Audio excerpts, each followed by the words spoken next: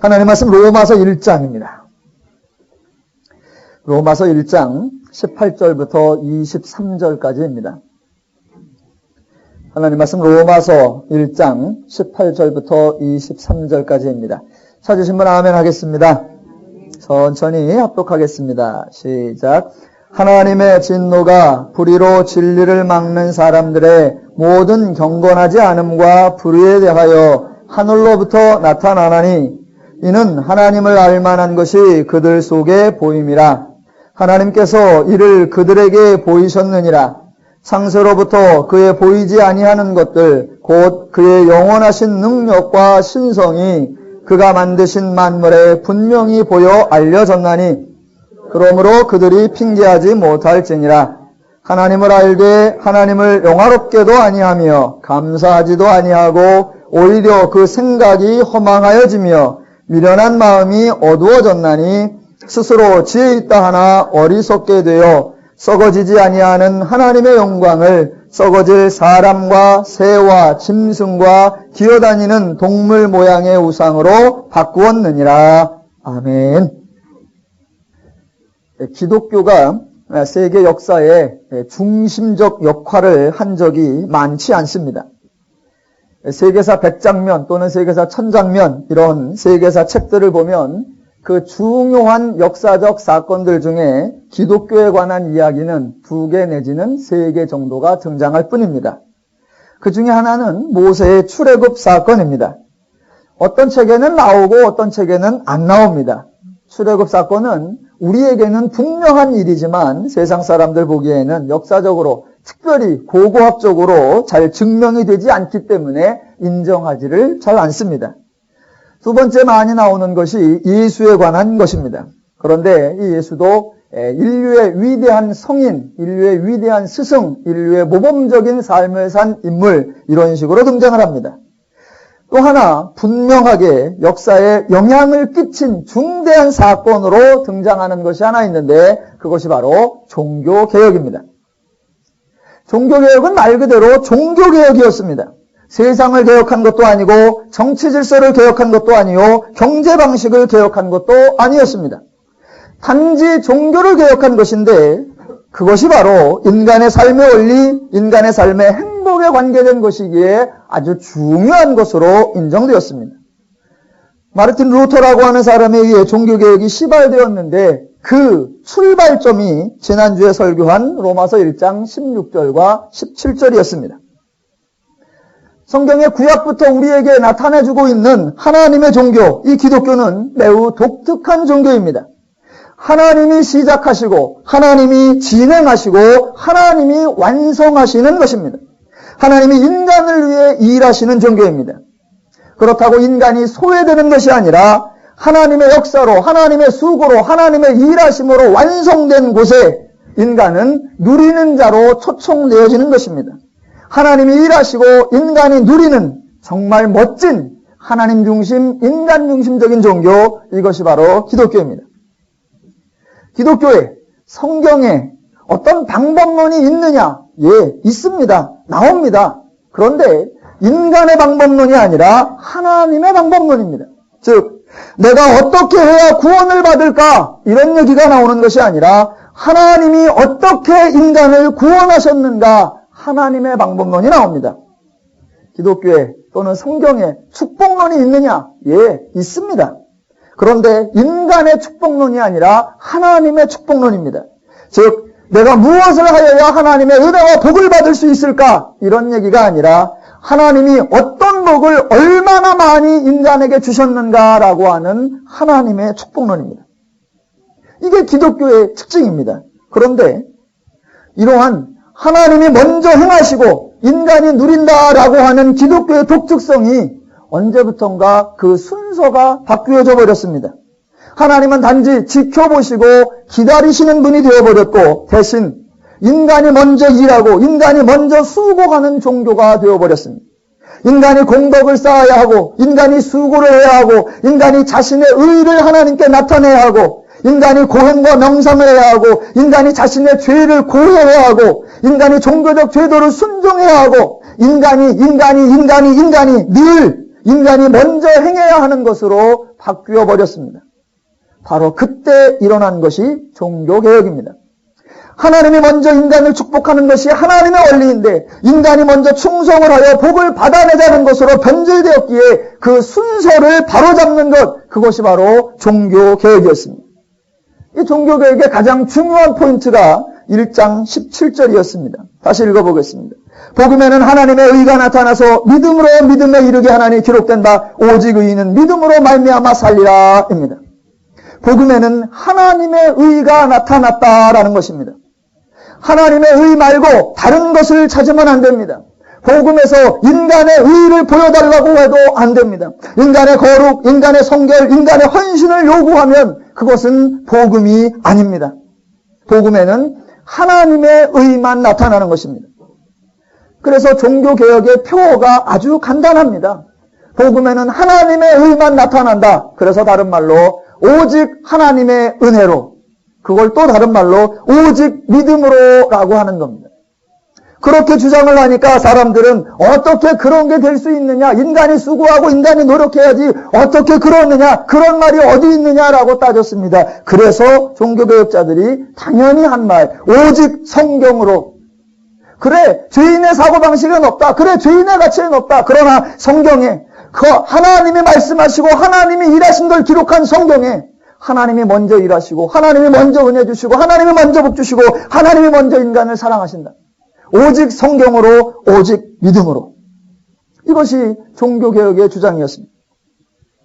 불행하게도 오늘날 또다시 기독교가 변질되고 있습니다.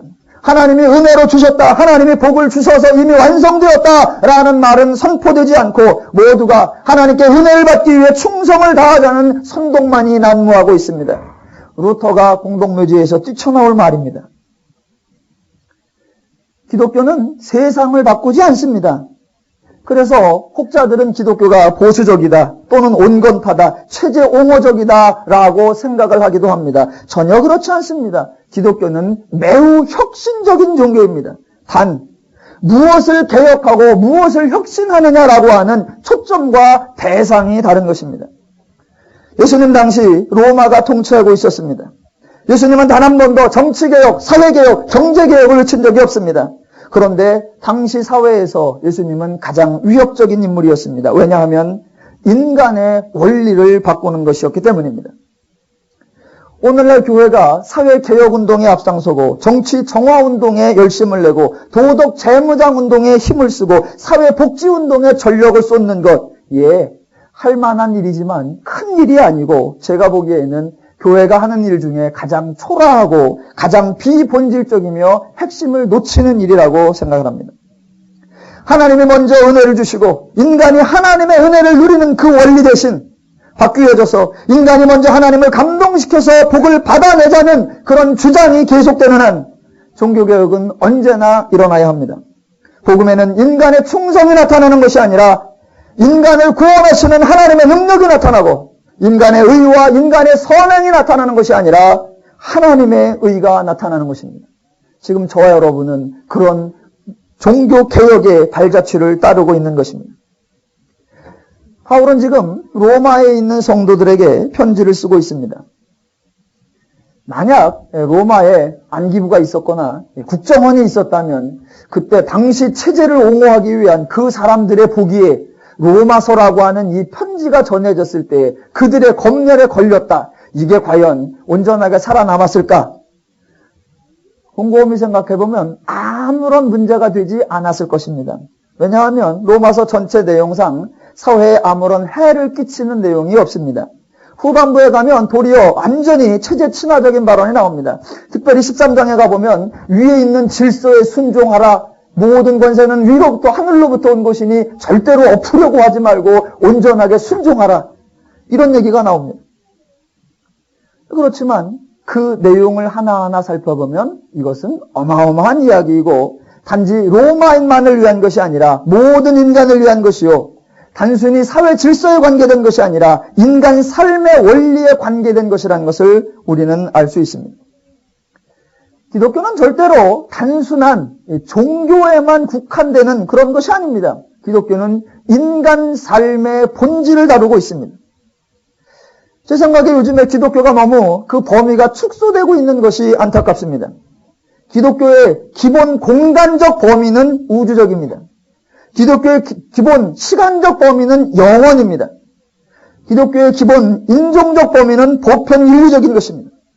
기독교는 진리에 대하여 철학을 넘어서고 인간의 삶에 대하여 심리학을 넘어서고 기독교는 삶에 관하여 역사학이나 서예학이나 교육학을 훨씬 뛰어넘습니다.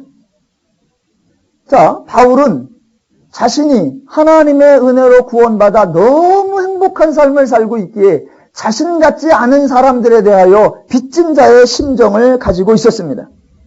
그랬는데 하나님이 로마에 있는 사람들에게도 은혜를 주어 그들도 그리스도인이 되었고 그들도 하나님의 자녀가 되게 해주셔서 로마 사람도 바울과 같은 존재, 바울과 같은 신분, 바울과 같은 하나님 소속이 되게 해주셔서 정말 감사하다고 서두에 고민하고 있습니다. 감사하고 있습니다. 그렇게 로마 사람도 나와 같은 사람이 되었다. 그러면 뭐 특별히 편지 쓸 일이 뭐 있겠나. 그러나 나와 같은 사람이 되었음에도 불구하고 바울은 또 이 복음에 편지를 써서 서로 견고하게 하고 서로 안위를 받자라고 말합니다. 왜 이런 편지를 쓰냐면 구원을 받았다라는 것이 끝이 아니기 때문입니다. 이제 천국을 보장받았다는 것으로 내세에 대한 준비를 마쳤다는 것이 아니라 기독교는 실제 현재 인간이 어떻게 사느냐에 관심을 갖는 것입니다. 이제 구원받았으니 하나님의 자녀가 되었으니 새로운 피조물이 되었으니 이제 멋지게 살아보자. 이제 제대로 한번 살아보자. 이제 사는 것 같이 살아보자. 이게 기독교의 이야기입니다. 이제 한번 마음껏 살아보자. 이건 공길이의 대사가 아닙니다. 공길이를 모르시나? 기독교는 현실적인 이야기이며 삶에 관한 이야기입니다. 멋지게 살아보자고 하는 이야기입니다. 웰빙? 이거 오늘날만 나온 이야기가 아닙니다. 웰빙이 오늘날의 사람들의 관심거리인 것 같지만 바울은 인간답게 살아보자라고 하는 얘기를 지금부터 2000년 전에 로마 사람들에게 편지를 쓰고 있습니다. 인간답게 살아보자라고 하는 그 웰빙의 원리를 쓰는데 오늘 로마서 같은 이런 내용으로 나옵니다. 오늘날 세상 서점에서 나오는 웰빙에 대한 방법론하고는 근본적으로 차이가 납니다. 오늘 사람들의 주제도 웰빙, 제대로 살아보자, 행복하게 살아보자입니다. 서점에 가서 웰빙에 관한 책들을 몇 가지 이렇게 살펴보면 늘 공통점이 있습니다. 제가 생각해 보기로 첫째는 건강에 관한 것입니다. 일단 몸이 건강해야 뭐 삶을 누릴 수 있으니까 뭘 먹으면 안 돼. 건강에 관한 것. 그 건강을 지키자고 하니까 두 번째로 나오는 것이 먹는 것입니다. 요런 걸 먹고 저런 걸 먹지 말고 요렇게 먹고 저렇게 해서만 안 되고 그래서 건강하게 잘 먹고 그 다음에 인간에 관심 갖는 거 좋은 말로 문화입니다. 그래서 서점에 가보면 이런 책들이 무지하게 많습니다. 드라이브 코스 100선, 둘이 가서 혼자 돌아오는 곳 100집, 맛이 살아있는 곳 100집, 보고 싶은 영화, 추천하고 싶은 영화 50선, 10대에 꼭 해봐야 할 일 100가지, 50대 웰빙 아줌마의 주얼리 콜렉션 100선, 남과 다르게 사는 법 100가지, 나만의 패션 포인트. 지금 한쪽에서는 생존권을 들고 운운하고 있는데 지금 한쪽에서는 웰빙을 운운합니다. 그래서 오늘날 세태를 양극화다라고 말합니다. 똑같이 잘 살자고 하는 얘기, 똑같이 행복하게 살자고 하는데 오늘날 세상 사람들이 주장하고 강조하는 그런 포인트와 똑같이 잘 살자고 하는데 바울이 로마 교회에게 보낸 편지 속에 담긴 주제와 사상과 수준과 가치는 비교가 안 될 정도입니다. 기독교는 엄청난 종교입니다. 역사 이야기를 하나 더 해보겠습니다. 저는 많은 사람들이 기독교가 역사 인식도 없는 채 그저 복을 받느냐 못 받느냐 그런 것만 운운하고 있다라고 생각하는 거 참 안타깝습니다. 또 인생은 다 포기한 채 내세 천국만 운운하는 것처럼 생각하는 거 그거 아닙니다. 학문은 무시하고 그저 복음만 강조하고 말씀만 강조하는 거 절대로 그렇지 않습니다. 기독교에는 역사 인식이 있습니다. 세상도 도리어 기독교의 역사 인식을 바로 알아야 그래야 세상을 바로 알 수 있습니다. 세상이 왜 저렇게 사느냐? 기독교적 역사 인식이 없기 때문입니다. 우리 누림의 성도들, 우리 오늘날 기독교인들이 왜 이렇게 멋있게 자유롭게 평안하게 신나게 제대로 살 수 있느냐? 기독교적 역사 인식이 있기 때문입니다. 바울이 로마에 있는 성도들에게 구원받았으니 멋지게 한번 살아보라 라고 하는 지독히 평범한 제대로 살아보라. 지금부터 2000년 전에 그때 한 말이 오늘 1장 18절부터 나오는 이야기라는 것입니다. 기독교는 역사를 인간사, 즉 인간이 변해가는 역사다라고 말합니다. 세상이 변하고 정치가 변하고 국제정사가 변하고 정치 제도가 변하는 거, 그런 거, 인간의 삶의 정황이 바뀌는 거 기독교는 별로 언급하지 않습니다. 기독교는 언제나 인간이 변화되었다라고 말합니다. 인간의 본성, 인간의 본질, 인간의 기본 원리가 바뀌었다라고 하는 것이고 그 바뀌어진 것을 다시 회복하는 것, 그것이 역사라고 하고 그 역사의 주체는 하나님이시다라고 선언하고 있는 겁니다. 성경을 읽으실 때 인간이 변해가고 있다는 걸 기억하셔야 됩니다. 반대로 기억 안 하시다가도 성경을 읽다 보시면 인간이 달라졌구나라는 걸 깨달을 수 있고 그걸 깨달고 성경을 읽을 때 여기에 나타나는 인간은 언제 인간이고 여기에 나타나는 인간은 어떤 상태의 인간이고 여기에 나타나는 인간은 어떤 가치를 가진 인간인가, 인간이 다르다라는 걸 구분하시면서 성경을 이해하셔야 됩니다. 그렇지 않으면 성경을 전부 오해하고 남용합니다. 왜 이 말씀을 드리냐면 오늘 본문 18절부터 23절까지를 이해하기 위해서입니다. 그 중에 오늘 19절과 20절을 제가 읽어보겠습니다. 이는 하나님을 알만한 것이 그들 속에 보임이라. 하나님께서 이를 그들에게 보이셨느니라. 창세로부터 그의 보이지 아니하는 것들 곧 그의 영원하신 능력과 신성이 그가 만드신 만물에 분명히 보여 알려졌나니 라고 되어 있습니다. 자, 지금 하나님의 모든 신령한 것들이 다 나타나 있다. 자연 만물 속에 하나님의 능력과 신비한 것들이 다 보여서 그것을 보면 하나님을 다 알게 되어 있다라고 말하고 있습니다. 이게 어느 때 이야기냐라는 것입니다. 지금 이 구절을 오늘날 세상 사람들에게 말해서는 안 됩니다. 오늘 예수 믿지 않는 사람들에게, 오늘 불신자들에게 그들이 믿지 않는다는 걸 정죄하면서 말하기를, 보아라, 지금도 세상 만물에 하나님의 신성이 보이지 않느냐? 성경에 보니까 모든 천지 만물에 하나님의 신기하고 능력이 다 들어있다라고 했는데 너희는 그것을 보면서도 하나님을 믿지 않으니 그것이 죄요. 그런 죄에는 하나님의 진노가 따르는 것이 당연하다라고 말하면 아직 하나님을 모르는 사람이 불쌍한 게 아니라 그렇게 말하는 사람이 불쌍한 것입니다. 왜냐하면 지금 1장 19절과 20절은 오늘날 불신자들에게 말하는 것이 아닙니다. 19절과 20절은 창세기 1장과 2장을 이야기하는 것입니다. 자, 지난주까지는 서두였고 오늘부터 바울이 자기가 실제적으로 로마 사람들에게 전해야 할 복음의 핵심을 말합니다. 오늘 18절부터 해서 이제 9장까지가 그렇게 나갈 것입니다. 그 중에 오늘 19절과 20절이 창세기 1장과 2장에 해당하는 이야기이고 21절부터가 창세기 3장에 해당하는 이야기가 되고 로마서 2장과 3장이 전부 다 구약 성경에 해당되고 로마서 4장부터가 예수님의 복음서 시대가 되고 5장부터가 구원받은 성도의 삶에 관한 이야기입니다. 벌써부터 지루한 표정을 지시면 안 됩니다. 이 복음은 우리 일상이 얼마나 지지고 볶는 일이 많고 얼마나 사소한 것으로 다투는 게 많은가, 그런 우리 일상과는 다르게 복음은 상당히 추상적이다. 그렇지 않습니다. 복음은 지독히 현실적입니다. 우리의 관심은 늘 무엇을 입고 무엇을 먹고 무엇을 마실까 이런 생각을 하는데 복음은 늘 이상적인만 얘기만 한다. 그렇지 않습니다. 복음은 어떻게 하면 행복하고 어떻게 하면 사랑하고 어떻게 하면 자유롭고 어떻게 하면 평안할까, 그런 실제적인 이야기입니다. 그런데 왜 이렇게 시작하느냐? 성경 자체가 하나님이 인간에게 인간의 위치와 인간의 수준과 인간의 삶의 원리를 가르쳐 주시는 성경 자체가 시작할 때 어떻게 시작하느냐? 태초에 하나님이 천지를 창조하시니라, 그렇게 시작합니다. 그러니까 바울이 로마에 있는 사람들에게 너희가 예전에는 왜 행복했지 못했고 예수를 믿어서 이제는 행복할 수 있는데 그것이 뭐가 달라진 거냐면 원래는 뭐였고 중간에는 뭐였고 이제는 뭐냐면 그 이야기를 쓰려고 하니까 당연히 하나님이 하셨던 것처럼 창조 이야기부터 들어가게 되어 있는 것입니다. 오늘 19절과 20절을 통해서 창세기 1장과 2장에 나오는 창조 이야기를 간략하게만 해보겠습니다. 하나님이 천지를 창조하셨습니다. 그래서 그 창조된 모든 것 속에는 하나님의 능력과 하나님의 신성이 나타나 있습니다.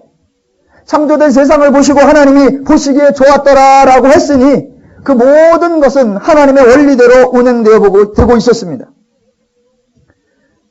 하나님이 정말로 모든 피조물들 속에 하나님의 능력과 신성들을 다 밝히 보여주셨습니다. 본문을 통해서 우리가 기억해야 되는 것 첫 번째 하나는 하나님은 밝히 보여주시는 분이다. 밝히 알려주시는 분이다라는 것입니다. 혹자들은 하나님이 감추어준 분이다. 하나님은 우리가 알 수 없는 분이다. 하나님은 베일 속에 숨어 계신다라고 생각을 합니다. 절대로 그렇지 않습니다. 인간이 죄인이 된 후에 하나님에 대하여 오해한 생각들입니다. 하나님이 원래 인간에게 하나님의 성품과 하나님의 모양과 하나님의 속성과 하나님의 가치와 하나님의 것을 다 부여하여 인간을 만드셨습니다. 그래서 인간이 하나님을 알았습니다. 그런데 자신이 죄를 지어 하나님과 단절되자 하나님을 알 수 없게 되었습니다. 그러면 내가 변한 겁니다. 하나님은 만물을 다 드러내시며 그 만물 속에 하나님 자신을 계시하시는 분이다. 그런데 내가 눈이 어두워 볼 줄 모른다. 하나님 오늘도 말씀하신다. 그런데 내가 귀가 어두워 듣지 못한다. 오늘도 하나님은 우리에게 깨닫게 하신다. 그런데 내 마음이 완악하여 이해하지 못한다. 이렇게 말해야 정당한 겁니다. 그런데 죄인들은 그렇게 말하지 않습니다. 나는 변한 게 없다. 그런데 하나님은 숨어 계시고 나는 변한 게 없다. 그런데 하나님은 말씀하지 아니하시고 나는 변한 게 없다. 그러나 하나님은 감동을 주지 않는다. 아니요. 정반대입니다. 하나님은 변하신 적이 없습니다. 인간이 변화된 것이고 하나님은 언제나 다 드러내시는데 인간이 모르는 것입니다. 하나님은 밝히 알려주시는 분입니다. 그래서 오늘 19절에 이는 하나님을 알만한 것이 저희 속에 보임이라 하나님께서 이를 저희에게 보이셨느니라. 20절 창세로부터 그의 보이지 아니하는 것들 곧 그의 영원하신 능력과 신성이 그 만드신 만물에 분명히 보여 알게 되나니 그래서 21절 하나님을 알되라고 되어 있습니다. 처음에 하나님이 세상을 창조하시고 인간을 창조하실 때 하나님은 밝히 보이셨고 인간은 모든 것을 다 알았습니다. 하나님도 알았고 하나님의 신성도 알았고 하나님의 영광도 알았고 하나님의 능력도 알았습니다. 그게 원래의 인간의 모습입니다. 또 하나 창조를 통해 알 수 있는 것 하나님의 창조는 완성되었다라는 것입니다. 하나님의 세상에서 인간은 행복했고 인간은 평안했고 인간은 자유롭고 인간은 서로 사랑했었습니다. 그게 하나님이 만드신 세상과 인간의 원형입니다. 절대로 인간이 살아가는 그 삶은 고통과 불행이 아닙니다. 어떤 종교에서는 인생은 고다. 태어나는 것이 고요, 사는 게 고요, 죽는 게 고요, 인생 자체가 고다. 절대로 그렇지 않습니다. 하나님은 인생을 그렇게 만들지 않으셨습니다. 또 어떤 단체에서는 이렇게 말합니다. 인생이라는 게 말이요. 그 자체가 오르막이 있으면 내리막이 있고 행복할 때가 있으면 어려울 때가 있는 거요. 그렇지 않습니다. 하나님은 그렇게 만들지 않았습니다. 지금 죄인된 인간들이 그 죄의 세상 속에 죄의 가치와 죄의 개념과 죄의 기준을 가지고 세상을 판단하고 평가하는 것 다 잘못된 것입니다. 그러한 세상에서 살아가면서 처세술이라고 말하는 것들 다 틀린 것입니다. 하나님이 창조하신 세상의 원형, 하나님이 창조하신 인간의 본형, 그것은 다 잊어버리고 그저 상황에 순간순간에 맞춰가는 즉흥적 방식, 그것으로는 인간이 행복을 누릴 수 없습니다. 그래서 세상의 방식은 시대에 따라 상황에 따라 여건에 따라 다 달라질 수밖에 없습니다. 하나님은 그렇게 만드시지 않았습니다. 하나님은 세상을 완전하게 창조하셨습니다. 하나 더 나아가면 그렇게 하나님이 인간을 창조하시고 세상을 창조하시고 하나님은 인간에게 아무것도 요구하지 않았다는 것입니다.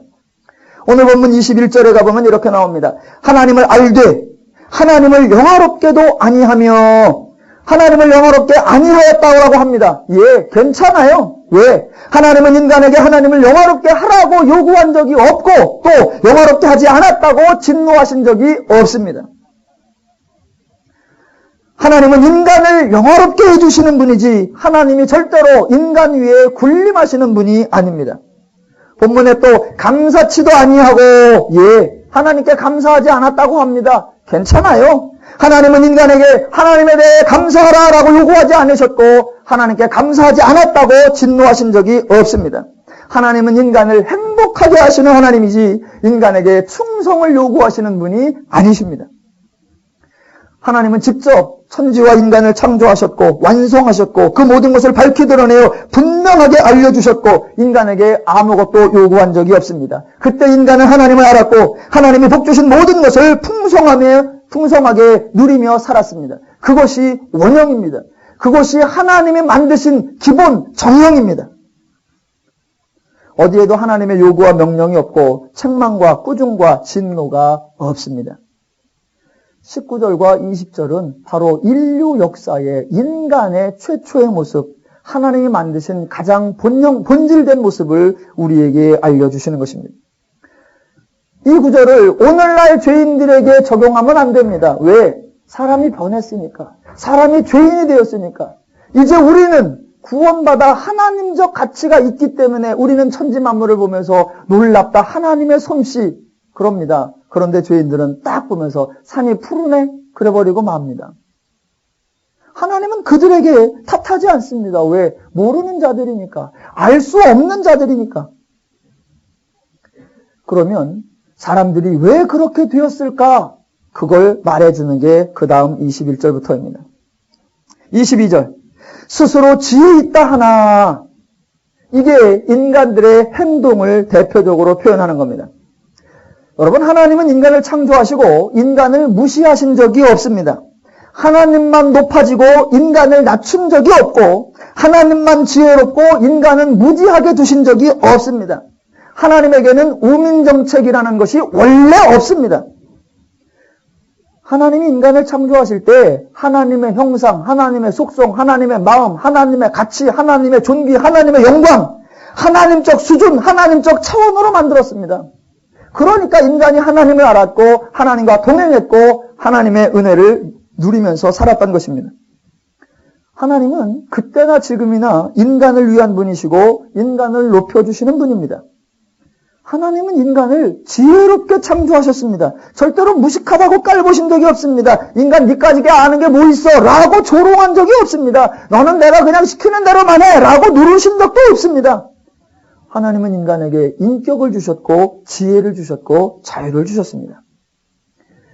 그런데 인간이 변화되는 이야기가 창세기 3장에 나옵니다. 사단이 등장했고 사단이 인간을 미혹했습니다. 하나님이 분명히 밝히 드러나게 알려주신 것과 사단은 다른 이야기를 했습니다.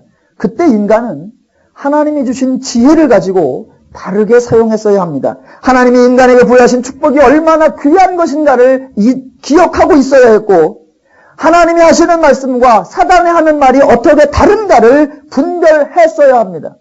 그런데 인간은 그렇게 하지 않았습니다. 그렇게 하지 않고 다르게 행동했는데 그 다르게 행동한 것을 오늘 본문에 스스로 지혜 있다라고 행동했다는 것입니다. 하나님은 인간에게 지혜를 주셨습니다.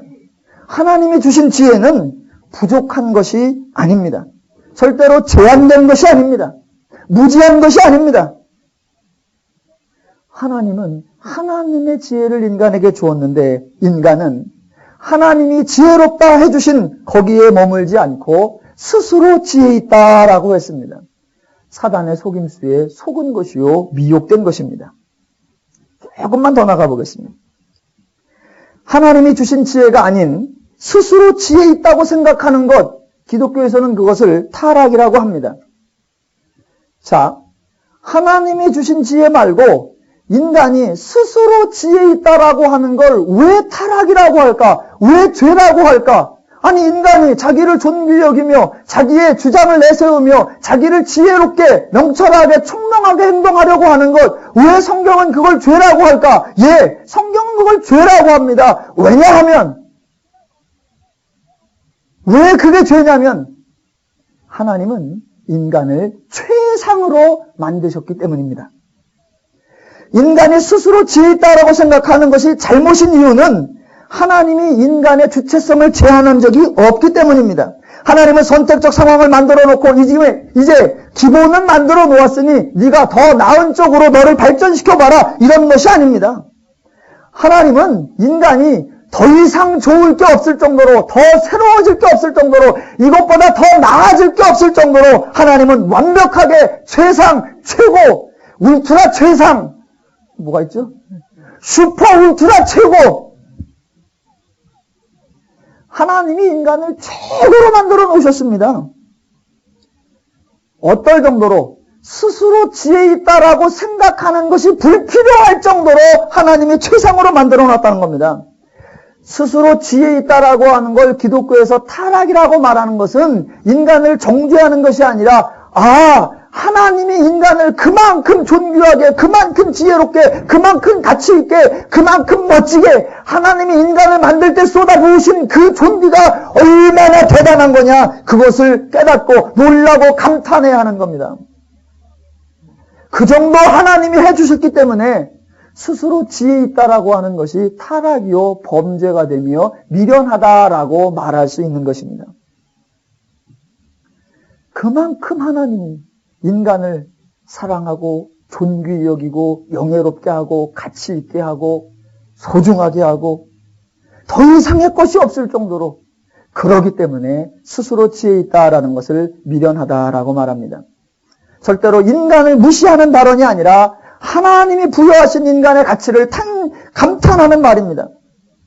그래서 스스로 지혜 있다라고 생각하는 것은 하나님이 제공하신 최상의 자리를 박차고 나오는 것이며, 스스로 지혜 있다라고 하는 것은 하나님이 부여하신 최고의 가치를 거부하는 것이며, 스스로 지혜 있다고 생각하는 것은 자신이 하나님 안에 있고 그 하나님 안에서 최고로 안전하고 안식을 누리고 있다라는 것을 내어버리는 것이며, 스스로 지혜 있다고 생각하는 것은 정말 지혜 있는 것이 아니라 가장 미련하고 어리석은 행동이라는 것입니다.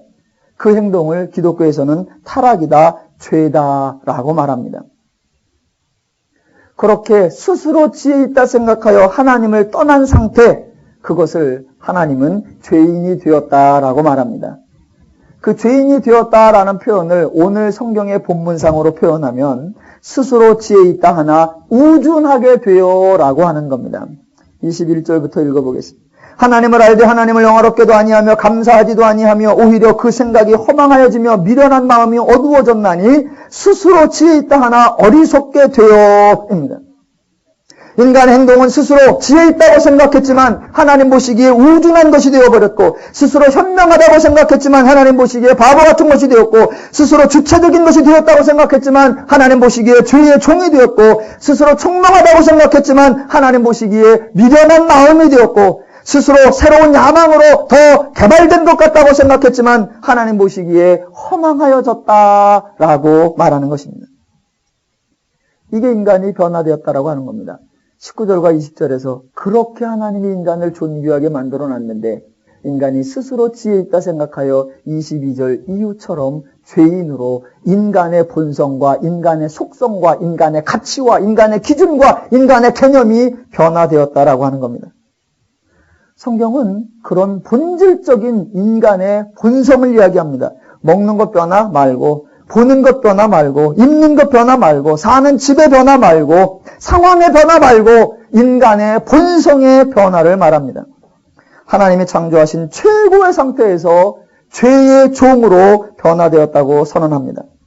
그래서 이제 죄의 종이 되어 생각하는 것이 죄요, 꿈꾸는 것이 죄요, 소망하는 것이 죄가 되어버렸다.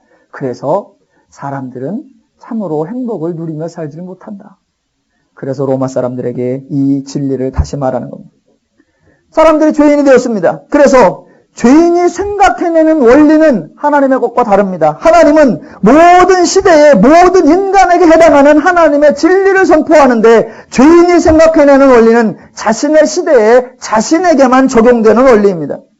죄인이 생각해내는 방식은 모두가 행복해지는 하나님의 방식이 아니라 자신만 행복해지는 방식입니다. 죄인이 생각해내는 힘은 하나님의 힘과 능력이 아니라 기껏해야 자신이 가지고 있는 자신의 힘뿐입니다. 오늘날 하나님을 모르는 인간들, 흔히 말하는 세상 사람들의 사고방식이 바로 그것에 불과한 겁니다. 그들의 사고방식, 그들의 가치체계, 그들의 삶의 원리에는 전혀 하나님이 존재하지 않습니다. 하나님의 원리, 하나님의 마음, 하나님의 심정, 하나님의 방법, 하나님의 능력, 그런 것이 없습니다. 오직 인간의 방법, 인간의 능력, 인간의 수고, 인간의 땀, 인간의 열심, 이것만이 죄인들이 주장할 수 있는 것입니다.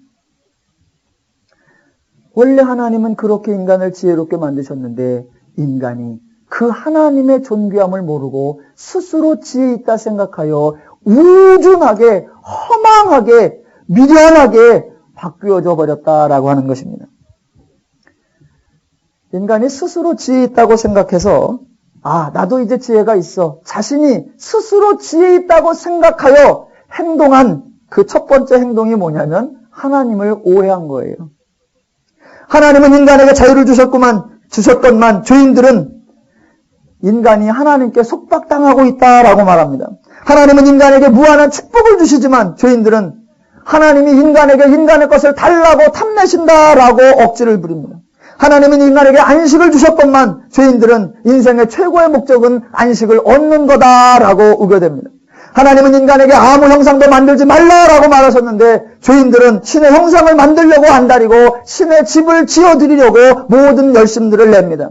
하나님은 인간에게 행복하게 살라고 하셨는데 죄인들은 신을 위해 고통을 감수해야 하고 고행을 행하겠다고 아우성입니다.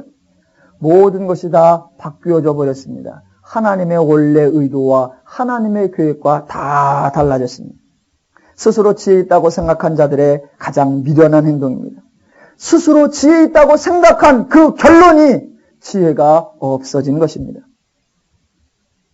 인간이 바뀐 것을 오늘 본문 22절과 23절에서 말하는 것입니다. 다시 한번 읽어보면 하나님을 알되 하나님으로 영화롭게도 아니하며 감사치도 아니하고 오히려 그 생각이 허망하여지고 미련한 마음이 어두워졌나니 스스로 지혜 있다 하나 우준하게 되어 그러니까 썩어지지 아니하는 하나님의 영광을 썩어질 사람과 금수와 버러지 형상의 우상으로 바뀌었느니라. 이렇게 되어버리는 것입니다.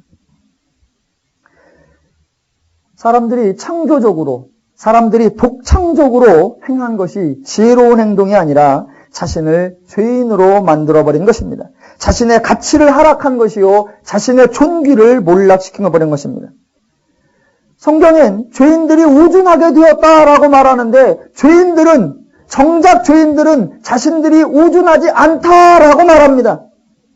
인간의 지혜가 엄청나고 인간의 능력이 엄청나고 인간의 과학이 엄청나다고 자랑을 합니다. 예, 맞습니다. 성경은 그거 인정해 줍니다. 기독교는 인간을 무시하거나 인간을 부인하는 종교가 아닙니다. 인간 존귀 인정합니다. 인간을 비하하지 않습니다. 인간을 멸시하지 않습니다. 인간을 부정하지 않습니다. 인간을 소중하게, 인간을 존귀하게, 인간의 능력 다 인정합니다. 잘한다. 기독교는 인간을 전폭적으로 신뢰해 줍니다. 다 잘한다. 한 가지만 빼고. 그 한 가지가 뭐냐? 인간은 우주선을 타고 달나라를 갔다 올 정도인데 서로 사랑할 줄 모릅니다. 인간은 몸에서 세포 하나를 떼어낼 정도의 실력을 가졌는데 인간의 마음에서 미운 마음을 꺼낼 줄을 모릅니다. 인간은 자신의 모든 구조, 어떻게 유전자가 다 결합되어 있는지 그거를 어떻게 짜 맞추는지 머리카락 하나 가지고도 남자인지 여자인지 몇 살인지 언제 죽었는지 다 조합해내고 맞춰낼 줄 압니다. 그런데 그런 인간이 서로 마음을 합할 줄 모릅니다. 인간은 모든 걸 다 아는 것처럼 해서 이제 신은 없어도 된다라고 신의 존재를 부인할 정도인데 정작 신의 은총을 누릴 줄은 모릅니다.